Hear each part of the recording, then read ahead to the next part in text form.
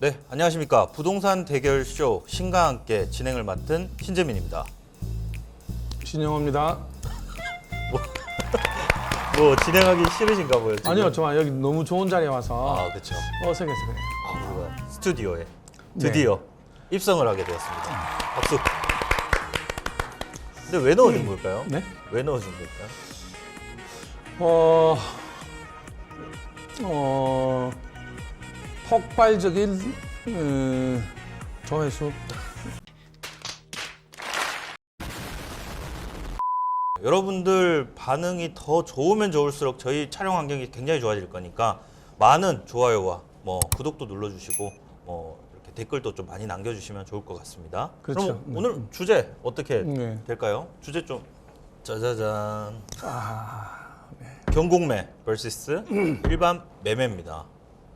자, 여기서 그냥 일단 뭐 네. 어떤 쪽이 좀 좋아 보이십니까? 뭐 이제 경공배가 아무래도 좀 싸게 살 수 있으니까 그죠. 뭐 경공배가. 접근하기가 또 이전보다는 또 많이 쉬워졌고 그래서 저는 경공매를 선택하겠습니다. 아, 그래요? 네. 그럼 저도 경공매를 하지 않겠습니다.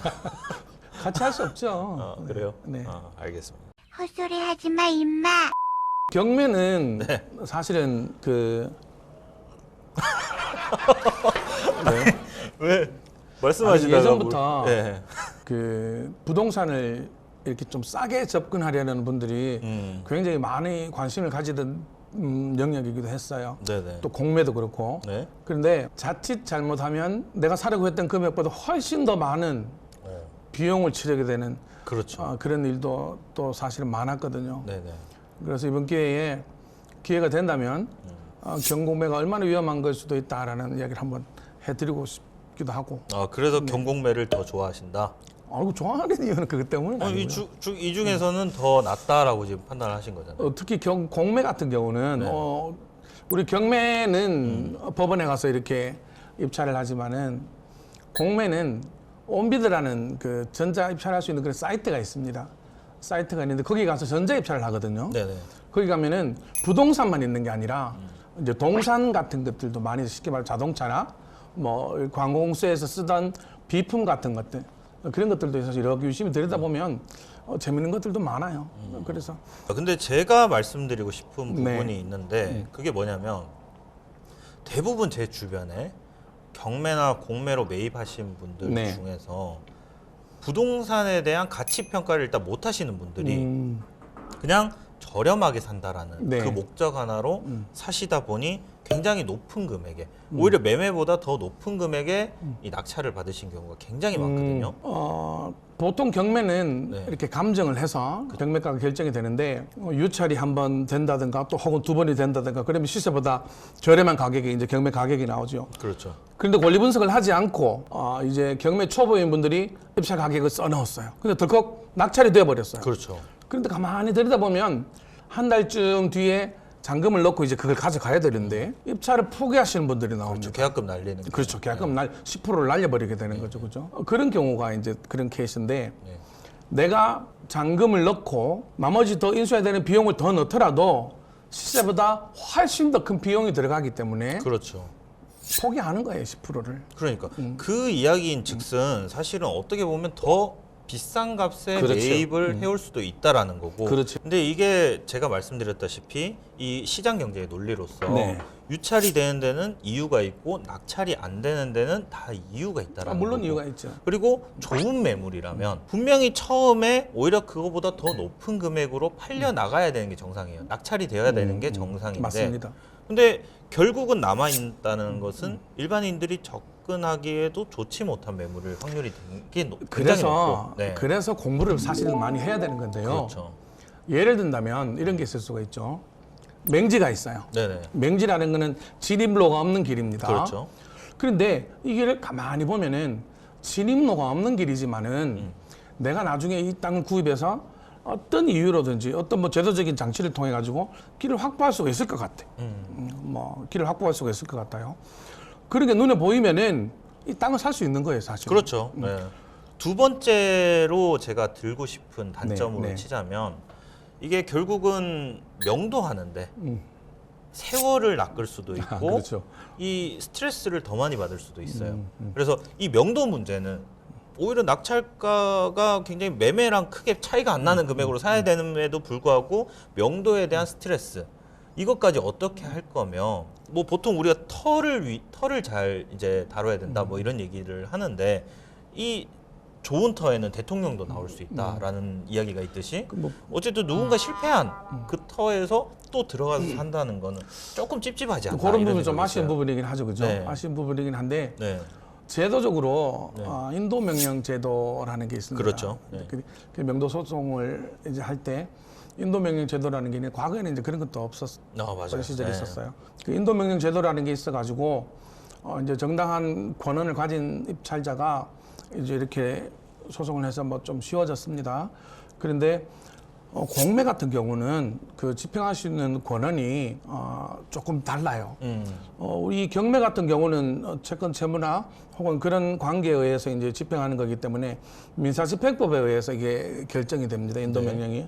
그런데 공매는 세금 체납과 같은 그런 관계에 의해 가지고 이게 공매가 진행되는 거기 때문에 국세징세법에 따라 가지고 이게 공매가 진행되는 거거든요. 체납자를 강제로 이렇게 내보낼 수 있는 그런 제도가 조금 취약해요.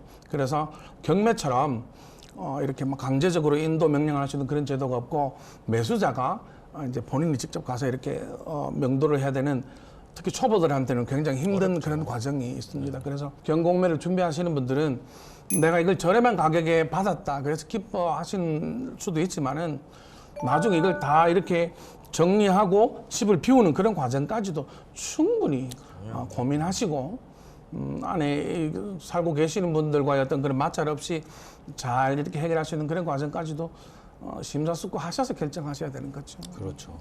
자, 일반 시민들 약간 이쪽에 관해서 지식이 좀 적다. 그리고 감정평가서를 100% 믿을 수 없는 이런 상황에서 사실은 이 가치 평가를 제대로 하실 수 없는 일반 시민들이 봤을 때 이 두 가지 중에서 뭐가 더 유리할까요? 훅 들어오시네요. 그렇죠. 네. 어떤 게 더 유리할까요? 그냥 진짜 솔직하게. 일반 시민들이 네. 부동산 가치 평가를 제대로 할 수 없다라는 편견을 좀 버리시면 좋겠습니다. 요즘은 네. 정보가 이렇게 워낙 이렇게 개방된 시대이기 때문에 네. 준비만 조금 한다면은 사실은 그 웬만한 분들이 부동산을 평가할 때 웬 전문가 뺨치는 그런 지식을 사실은 가지고 계세요. 그럴 수도 건축법, 있습니다. 예. 세법, 뭐 민법, 뭐 웬만한 전문가들 혀를 내두를 정도로 그렇죠. 사실은 그런 지식을 가지고 계시기 때문에 그런 걱정은 안 하셔도 돼요. 아, 그리고 어느 연령대가 네. 가장 경매를 많이 할까요? 아니면 어떤 연령대가 가장 공격적으로 투자를 많이 할까요? 아무래도 경매는 네. 일단 현금이 최소 10% 입찰 금액이 있어야 되기 때문에 자본 여력이 어느 정도 있는 세대가 그렇죠. 돼야 되니까 기성 세대들이 투자를 조금 많이 하는 편이죠. 30, 40대, 한 50대까지. 그리고 요즘은 이 30대 젊은 세대들도 좀 경공매 시장을 이렇게 눈여겨보는 그런 분위기입니다. 소액으로 내 집 마련의 꿈을 이제 가질 수 있으니까. 그것도 투자 패턴도 다세대나 연립, 그런 소액으로 투자할 수 있는 그런 시장들도 우리 2030 젊은 세대들이 많이 이렇게 관심을 가지는 그런 분위기이기도 하고요. 그래서 다가구나 수익이 나오는 그런 소형 임대 수익 건물들은 이제 은퇴를 앞둔 또 60대 이후에 또 분들이 그런 소형 임대 수익 건물을 이렇게 투자를 관심을 가지고 보고 계시기도 하고 보통 투자 패턴들은 그런 식으로 많이 흘러가죠. 경공매로 입찰을 보면은 일반 매매보다는 수익률이 훨씬 높아지는 것은 사실입니다. 자, 그러면 경매를 딱 받았는데 문을 딱 열었어요. 네. 벽을 다 오한마로 그냥 다 긁어놨어요. 이거 어떻게 해야 되냐 말이야. 매매는 보고 살 수나 있는데 문을 딱 열었는데 명도 시큰 잘했어요. 근데 명도 당한 사람 에이 기분 나빠 그러면서 막 해마로 다 작사를 내놓고 왔어요. 이거 어떡할까요? 그 인생의 문제인데 네. 속상하겠죠. 아, 많이 속상한데 속상하죠. 그런 부분까지 사실은 다 체크하고 경매 입찰 볼 수는 없으니까. 네. 그래서 뭐 말씀하신 것처럼 그런 경우는 뭐 사실 극소수고요. 그런데 드는 비용보다 낙찰을 잘못 받아가지고 드는 그런 비용들, 그리고 아무 쓸모도 없는 그런 땅을 땅을 받아가지고 드는 비용들이 사실은 더 크죠. 예를 들면은 모모한 지역에 어떤 분이 상업지역 한가운데 있는 상가 한가운데 있는 땅이에요. 근데 몇 평이 안 나왔는데 너무너무 저렴하게 나온 거예요. 그런데 입찰을 현장도 가보지도 않고 이거 무조건 받았어요. 몇백만 원 되지 않으니까. 네. 그런데 가서 딱 보니까 이게 뭔가 하면 주차장 입구에 그 사건 아는 것 같은데? 그거 말씀해 보세요. 들어보신 것 같아요. 뭐 고양시에 있는 맞는 것 네, 같아요. 맞아요. 네. 그래서 결국에는 저 손해를 보는 그런 케이스가 있었어요. 그런 것도 있고 또 뭐 여러 가지 사례들이 많아요. 집을 샀는데 세입자들이 대학력 있는 임차인이 여러 명이 있어서 결국은 그분들 전세 보증금을 매가 입찰된 금액 플러스 전세 보증금을 다 내주고 난 다음에야 그분들을 이제 이사 내보낼 수 있는 그런 상황이 되어서 시세보다 훨씬 더 비싼 금액에 건물을 사게 되는 그런 경우도 있고요. 전 또 한 가지 말씀드리고 싶은 게 사실 경매 학원들 이게 조금 문제가 있지 않나 이런 생각이 들어요. 자, 이게 제 지인의 사례인데 일반 분들은 부동산 공부를 하고 싶다라고 생각하면 첫 번째로 하는 게 공인중개사 자격증 공부를 내고 두 번째로는 경공매 학원을 가요. 아, 그래요? 네, 그렇더라고요. 그래서 이 친구가 직업이 있다 보니까 공인중개사 자격증을 공부를 먼저 하는 게 아니고 경공매 학원을 먼저 가거든요. 그래서 거기서 단체로 투자를 한다라고 하더라고요. 경공매 학원에서 투자를 해요? 학원에서 실컷 교육을 시키고 같이 투자를 들어가는 거예요. 그래서 저한테 그 일산 시내로 들어가기 전에 그 논밭이 있는 곳에 여기 있는 곳 있잖아요. 네네. 그쪽에 논을 사면 어떻겠냐. 거기 개발제한구역일 네. 거예요 아마. 그래서 그 논들에 대한 가치를 저보고 물어보는 거예요. 이 가격대에 낼 건데 이 가격대에 낙찰을 받으면 이게 유리할 것인가? 라고 질문을 하더라고요.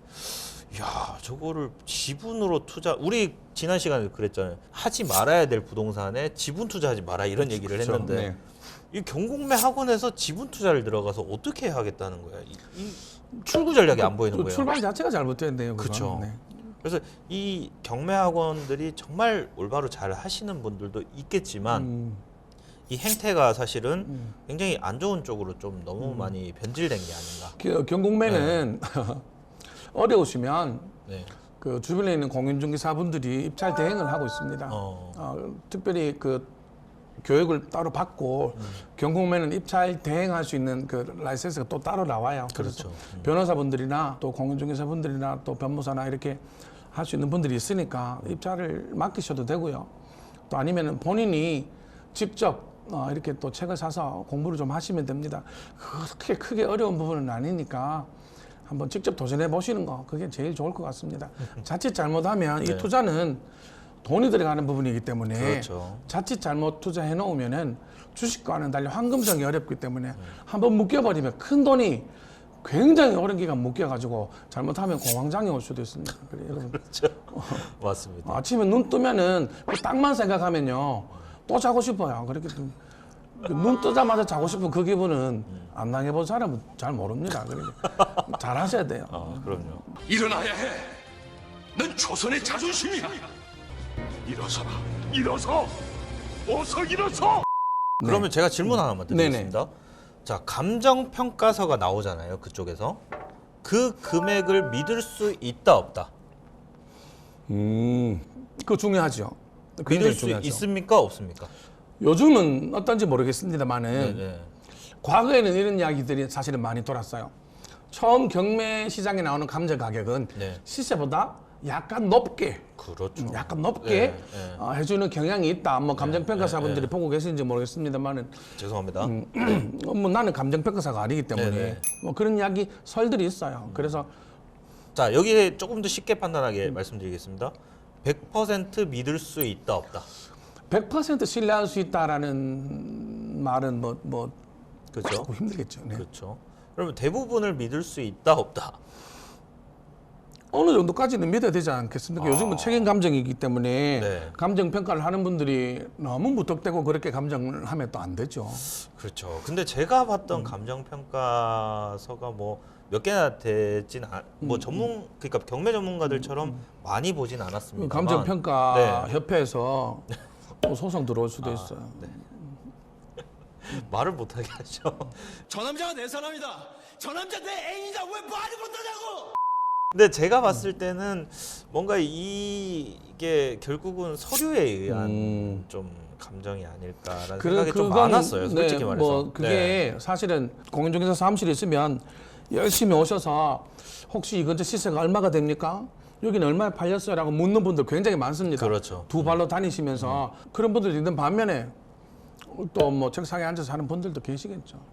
그렇죠. 사실 그래서 저는 이 경매를 하시려는 분께 뭐 제가 사실은 경매 전문가가 아니기 때문에 어줍지 않게 뭐 조언을 드리는 것도 좀 웃긴 얘기긴 하지만 좀 경매를 하시려는 분들은 진짜 좀 웬만한 자신감 아니고서는 그냥 이쪽으로 들어가지 그렇죠. 말고 맞습니다. 저는 사실은 일반 매매 그냥 진짜 눈에 보이는 시장 이 부동산에서 거래가 되고 있는 그런 좀 시세를 좀 따라서 매매를 하시는 방법으로 좀 계속 방향을 좀 맞춰주셨으면 좋겠다. 경매 이렇게 시장에 이런 생각합니다. 이야기가 네. 있지요. 10개를 잘 받아도 10개를 낙찰을 잘 받아서 수익을 남겨도 한 개에 몰려버리면 그 수익이 다 원점이 돼버린다는 거예요. 맞습니다. 그만큼 리스크도 크다라는 거예요. 그렇죠. 그 대신에 철저하게 준비해서 접근을 하신다면은 그만큼 이익도 그렇게 보답을 분명히 할 거다라는 거 반드시 명심하면 좋겠습니다. 굉장히 매력 있는 시장인 거는 분명하죠.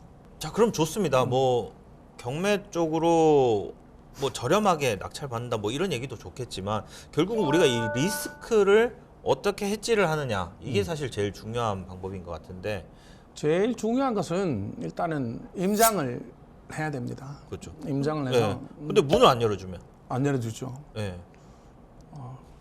두드릴 수밖에 없죠. 속상하겠지만 그래서 문 한번 두드려서 여기 열어주신다면 뭐 무조건 들어갈 수는 없죠. 아직 내 집이 그렇죠. 아니니까. 네. 뭐 여기에 대항력이 있는 임차인이 몇 사람이 있는가 이런 것들은 동사무소에 가서 이해관계인들이 그렇죠. 열람할 수 있는 그런 또 경매 잡지나 이런 대법원에서 발행하는 그런 공적인 서류들을 통해서 이렇게 최대한 공부할 수 있는 부분들을 공부해가지고 또 가려낼 것들을 가려내고 그럼 뭐 제가 사실은 뭐 좀 들은 이야기들을 좀 전해 보자면 사실 이렇게 하시는 경우가 있대요. 뭐 예를 들어 뭐 구조야 당연히 뭐 같은 층이면 같은 구조를 가질 거고 그렇기 때문에 구조 정도는 뭐 윗집 아랫집 이런 걸 통해서 요즘 뭐 아파트 같은 보면 경우 되고. 구조는 다 오픈돼 있죠. 그렇죠. 상태 같은 거를 좀 확인하기가 좀 어려울 때는 좀 합리적으로 설명을 좀 많이 한다고 하더라고요. 직접 뚝뚝 두드려 가지고 만나 가지고 결국은 제가 뭐 저도 어쩔 수 없이 지금 뭐 낙찰을 받을 수밖에 없는 거고 낙찰을 받지 않으면 저도 피해자가 된다라는 그런 좀 합리적인 설명을 하는 거죠. 사실은 이게 본인들도 피해자고 저도 뭐 의도치는 않았지만 피해를 드리게 된 상황이라면 조금 더 논리적인 설명을 좀 드려서 좀 이해를 시킨다면 조금 더 합리적인 해결책이 나오지 않을까. 아니면 이사 비용을 조금 더 그렇죠. 예, 그렇죠. 좀 넉넉히 준다거나. 입주에 뭐, 계신 분이 네. 집 주인이 아니라 임차인이라면 오히려 더 접근하기는 쉽죠. 그렇죠. 임차인이라면은 허심탄회하게 그 낙찰 이후의 과정에 대해서 한 번 더 이야기해 볼 수 있으니까 그렇죠. 뭐 그런 연유로 안에 들어가서 이야기해 볼 수 있는 그런 것도 충분히 가능하죠. 그런데 이제 비워줘야 되는 임대인이라면은 조심스럽죠. 뭐 예를 든다면은 내가 이 집을 낙찰 받은 후에 직접 들어가서 살 게 아니라면은 그러면 계속 계시되 뭐 전세로 계실 뭐 다시 재임대를 넣을 수도 있는 부분이고요. 그렇죠. 그런 방법도 그런 있는 방법으로 접근을 유연하게 하는 것도 한 방법이기는 합니다. 그렇죠. 뭐 그리고 사실 이게 드러나지 않은 이 내용들이라도 할지라도 이것도 결국은 진짜 발품을 많이 팔면 팔수록 그럼요. 관계자들을 만나면 만날수록 여기에 얘도 뭐 어디 돈 걸려 있다더라 뭐 이런 얘기들이 들려온다고 하더라고요. 그래서 그런 발품도 결국은 오히려 일반 매매보다 사실은 더 많이 팔아야 되는 게 아닌가. 좋습니다. 그러면 뭐 오늘 경공매로서 이제 더 유리하다, 경공매가 더 유리하다라는 입장에서 주장을 함에 있어서 한 줄 평을 말씀해 주신다면. 공부하지 않는 사람은 기회를 가질 수 없다. 그래서 그 이야기 하고 싶습니다. 공부하지 않는 사람은 기회를 가질 수 없다. 지금 한 몇 주째 지금 공부하자 이런 얘기를 하시는데 아니 그 중요하잖아요. 그럼요. 저도 지금 이번에 대학원 시험 쳐서 떨어졌어요. 떨어지셨어요. 보시고 있죠. 더 떨어지게 하신 분. 내가 공부하지 않는 사람은 기회를 가질 수 없다. 네, 저는 일반 매매로서 사실 뭐 한 줄 평을 남겨보자면 내가 맛있어 보이는 과일은 사실 옆 사람도 맛있어 보이고 앞 사람도 맛있어 보이고 뒷 사람도 맛있어 보인다라고 얘기를 하고 싶어요. 뭐 예전엔 경매지 이거 많이 보셨죠? 네, 많이 봤죠. 지금 경매 물건을 보면 이 물건이 나만 알고 있는 게 아니고 사실은 전국의 모든 사람들이 그 매물 보고 있어요. 그렇죠.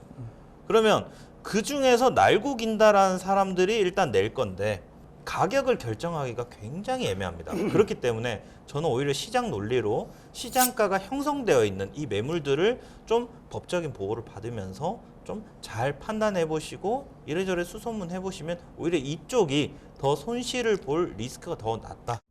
네, 오늘 주제는 경공매 vs 일반 매매인데요. 뭐 저희가 사실 뭐 좀 치열하게 싸워봤습니다. 사실은 저는 그냥 공격만 하고 있었고 대신 뭐 경공매도 좋은 일이 있고요. 당연히 일반 매매도 좋지만 그냥 뭐 대결의 구도에서 좀 더 뭐 대결을 펼친다는 점 이런 점 양해를 부탁드리겠습니다. 그리고 여러분 구독과 좋아요, 알림 설정을 잘 부탁드리겠습니다. 2번 누르면 안 된다고요? 2번 누르면 취소되는 거예요. 그렇죠. 한 번 아니면 네. 3번. 아 맞습니다. 그러면 오늘 여기까지 할까요? 네. 네, 오늘 여기까지 하도록 하겠습니다. 다음에 또 만나요. 또 만나요. 안 하죠? 또 만나요. 아, 참, 끝까지 해먹이네.